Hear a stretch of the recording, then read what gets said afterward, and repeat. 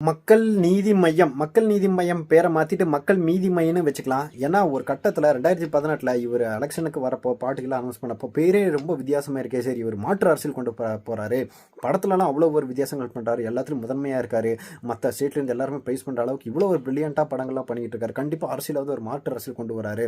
இத்தனைக்கும் அவர் அப்பப்போ விட்ட பிரேமமாலாம் இருக்குல்ல, இந்த டார்ச் எடுத்து டிவி உடைக்கிற விஷயங்கள்லேருந்து பேசின டைலாக்ஸ் எல்லாம் பார்த்துட்டு நானும் ஃபயர் விட்டுட்டு இருந்தேன்.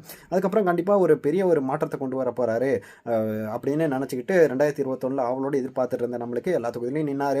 நிறைய இடத்துல வந்து ரெண்டாவதாக ஒரு இடமா கூட வந்தாங்க. முக்கியமாக சொல்லணும்னா இவர் நின்று அந்த கோயம்புத்தூர் வடக்கு தொகுதியில் ஜஸ்ட் ஒரு 2000 ஓட்டு வித்தியாசத்தில் இவர் வந்து தோத்துட்டார். இருந்தாலும் அந்த ஒரு வாக்கு எண்ணிக்கை கடைசி வரைக்கும் ஒரு நைட்டு வரைக்குமே அந்த வாக்கு எண்ணிக்கை போயிட்டு இருந்துச்சு. உட்காந்து அவ்வளோ எல்லாருமே வந்து அந்த ஒரு விஷயத்தை கிரிக்கெட் மேட்ச் பார்க்குற அளவுக்கு பார்த்து அவரோட தோல்விக்கு வந்து நிறைய பேர் வருத்தப்பட்டு எல்லாமே இருந்தாங்க. சரி, எலெக்ஷன் முடிஞ்சது 2021.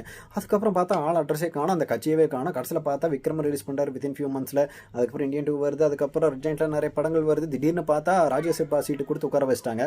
அதுக்கப்புறம் மிச்சம் அந்த கட்சியும் காணாமல் போயிடுச்சு. அதுக்கப்புறம் அந்த பெரிய ஹாலில் நடந்த கூட்டங்கள் வந்து அதுக்கப்புறம் ஒரு ஹோம் தேட்டரில் போயிட்டு அடுத்து டைனிங் டேபிள் அளவுக்குன்ற மாதிரி ஆயிடுச்சு. இப்போ முக்கியமாக சொன்னோன்னா சரி, இந்த எலெக்ஷன் என்ன பண்ண போகிறாரு அப்படின்னு அவ்வளோ பார்த்துட்டு அவ்வளோதான், சுத்தமாக சீட்டு இல்லை. இத்தனைக்கும் 2 மாதத்துக்கு முன்னாடிலாம் வந்து விருப்பமானலாம் 50 ரூபா கொடுத்து வாங்கிக்கோங்கன்ற அளவுக்குலாம் போயிட்டு இருந்துச்சு. இதில் ஸ்னேகன்லாம் பாவம் என்ன ஆனாரத்தில் ரொம்ப அவளோட எதிர்பார்த்துருப்பார் போல இருக்கு. அட்லீஸ்ட் அவருக்காவது ஒரு சீட் கொடுத்துருக்கலாம். இவருக்கு என்ன ஜாலியாக போயிட்டு ராஜ்யசபா சீட் வாங்கிட்டு உட்காந்துட்டாரு.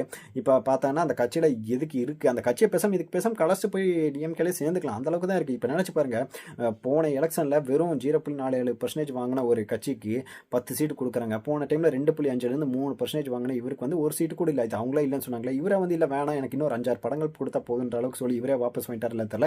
இத்தனைக்கும் வந்து நான் வந்து இவங்களுக்கு ஆதரவாக வந்து பிரச்சாரம்லாம் பண்ணுவேன்னு சொல்லிட்டு இருக்காரு. இதெல்லாம் வந்து எனக்கு ரொம்ப ஒரு மன உளைச்சலாக இருக்குது. போன டைம் நம்ம வந்து ஒரு கட்டத்தில் இவர் வந்து பண்ணுவாருன்னு நம்ம எல்லாருமே சப்போர்ட் பண்ண எல்லாருமே இந்த டைம் வந்து நினச்சி பாருங்கள் எந்த அளவுக்கு ஒரு மட்டமான ஒரு ஆக்டிவிட்டியாக அது இருக்குன்னு. இப்போ சினிமாக்கெல்லாம் நம்ம வந்து எல்லா மற்ற ஸ்டேட்லேருந்து இவரை அப்ரிஷியேட் பண்ணும்போது ஒரு ப்ரைஸ் பண்ணும்போது நமக்கு எவ்வளோ பெருமையாக இருந்ததுக்கு, நாம் இவரோட படங்கள் பார்த்து எவ்வளோ ரசிச்சிருக்கோம், எவ்வளோ அட்வான்ஸ்டாக இருந்த இவர் அரசியலை இவ்வளோ மட்டமாக இருக்கார். இந்த ஆக்டிவிட்டிக்கு பின்னாடி ஏதாவது பெருசாக ஏதாவது பின்னாடி ஏதாவது ட்விஸ்ட் பண்ணி ஏதாவது பெருசாக ஏதாவது பண்ண போகிறாருன்னு பார்த்தா அதெல்லாம் ஒன்றுமே இல்லை.